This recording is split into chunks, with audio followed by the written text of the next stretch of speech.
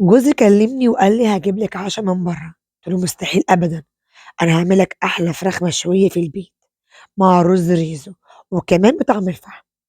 شايفين؟ دي فراخ مشوية في فرن بوتاجاز، بُصّوا قد إيه مستوية، طعمها خطير، سخنة لسه، وكمان واخدة طعم الفحم، وقدّمناها زي شغل المطاعم، حاجة كده وهم، بجد حلوة خالص، وأنا واثقة إنها تعجبكم. طبعًا أنا ما جبتش فرخة كاملة، لأ أنا عندي صدور على وراك، شايفين؟ مستوية جدًا، جدًا. مع التتبيلة الخطيرة وسر طعمها وريحتها، بجد أحلى، أحلى من أي مطاعم فراخ مشوية. تعالوا أقول لكم أنا عملتها إزاي. وأول حاجة جاهزة معاكم وهي التتبيلة عبارة عن إيه، عبارة عن بصل وفلفل ألوان أو حامي بس يكون أحمر، وكمان معاه طماطم، الكمية اللي أنتِ عايزاها ممكن تعملي كمية كبيرة وتشيليها في برطمان عليها شوية زيت وتحطيها في رف التلاجة بتاعة المشويات. هافرمها وارجع لكم. فرمت الحاجة بتاعتي ودي الفراخ بتاعتنا، أنا أصلًا كنت شارياها فراخ صدور وراك أعملها تاني يوم صينية، بس هنشويها. هتلاحظوا إن الصدور ما فيهاش جلد، كنت يُفضّل يبقى فيها جلد علشان الشوي يعني تبقى طعمها ألذ. طبعًا أنا غسلتها بمحلول مَيّة وملح وليمون ودقيق، شطفتها، ده شكلها. هابدأ أشقّق لها كده عشان التتبيلة تخش جواها. طبعًا أي نوع فراخ عندكم وراك، صدور، هتشتغل معاكم حلو أوي. وأدي فراخنا جاهزة معانا كده، ومعانا كمان التتبيلة فرمناها في الخلاط.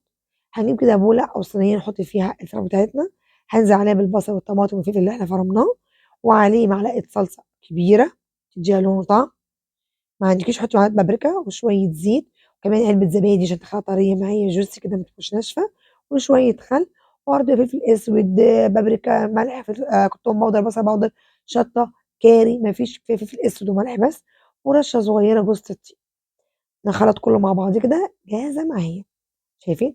هاخد بس معلقتين كده أدهن بيها وش فراخ لو أنا عوزتها.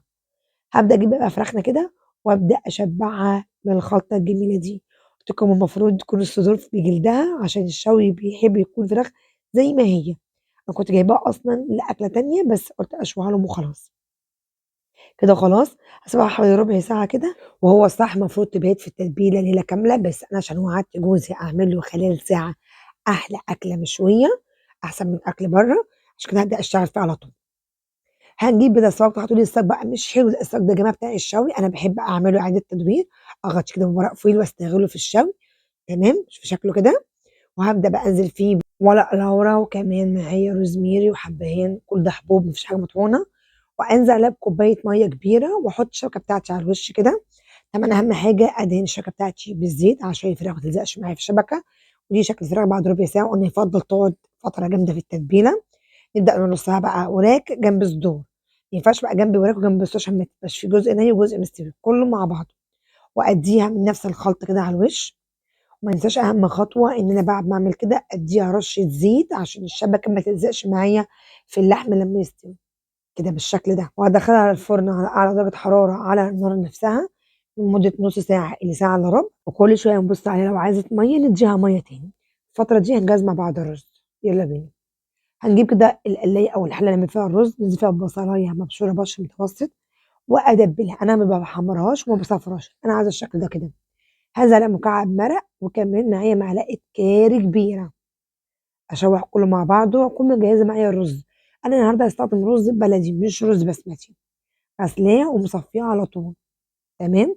أنا عملت هنا كوبايتين، دي الكمية اللي شُفتوها معايا أول الفيديو. هافرزت بقى الرز مع البصلة لمّا يكون شكله كده، وأكون مولعة على الكاتل مَيّة مغلية. أنا عملت كوبايتين رز بقى هانزل عليهم كوبايتين مَيّة مغلية. كلنا عارفين إن الرز البلدي بياخد قدّه مَيّة، لكن البسمتي بياخد ضعفه مَيّة، تمام، كده مضبوط. هنا بقى هاعمل خطوة مهمة جدًا عشان تاكلوا معايا أحلى رز ريزو. هاكون مجهّزة معاكم معلقتين صوص البابريكيو، لو مش موجودين عندي أحط معلقتين كاتشب، هيبقى طعمه خطير بجد حلو جدًا، وعن تجربة طول عمري باعمله كده لولادي أحسن من برّه بكتير. مهمين جدًا لا باربيكيو لا كاتشب، لازم يتحطوا، تمام. أقلّب كده وأشوف ملحه، لأ ملحه مضبوط من المرقة، وأغطيه وأسيبه يستوي. بعد حوالي 5 دقايق ده شكله، هابدأ أوطّي عليه النار. هنا بقى هابدأ أنزل عليه كوباية زبيب، ده زبيب أبيض أنا غاسلاه ومصفياه، تمام كده. أقلّبهم مع بعض ولسه ما استواش الرز، وأسيبه 5 دقايق كمان على نار هادية ياخد من طعمه ويخش جوّه الرز، يعني يبقى طعم الرز بزبيب، حلو جدًا، جدًا.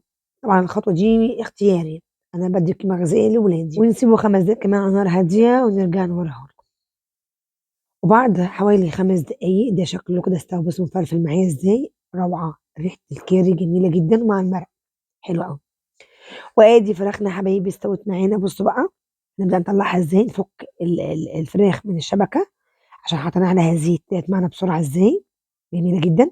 هنجيب بقى صينية الطريقة اللي تقدّمي بيها، أنا حبيت أقدمها زي نظام المحلات، فاضفة في صينية كبيرة بُصّوا رُز مفلفل وجميل ما فيش حاجة لازقة خالص في الصينية بتاعتي، وأبدأ أرُص فراخنا المشوية، بجد ريحتها جميلة جدًا، جدًا، ولسه هندّيها ريحة الفحم مع بعض، شايفين كان شكلها جامدة. هنجيب بقى فحمية كده نولّعها، نحطها في النُص كده، ونبدأ ننزل عليها بمعلقة زيت، معلقة سمنة أيًا كان، ونبدأ نغطّيها، ورق زبدة على ورق فويل، نسيبها دقيقتين، وده شكلها يا حبايبي حلوة جدًا، جدًا. بُصّوا، هنشيل الفحم طبعًا نرميها في الحوض في المَيّة، اوعي ترميها في باسكت الزبالة غلط، وهنبدأ ننزل بقى نجنّشها بحاجة خضرا كده، إيه رأيكم بقى؟ طبعًا جه جوزي ما صدّقش الأكلة دي خدت معايا ساعة.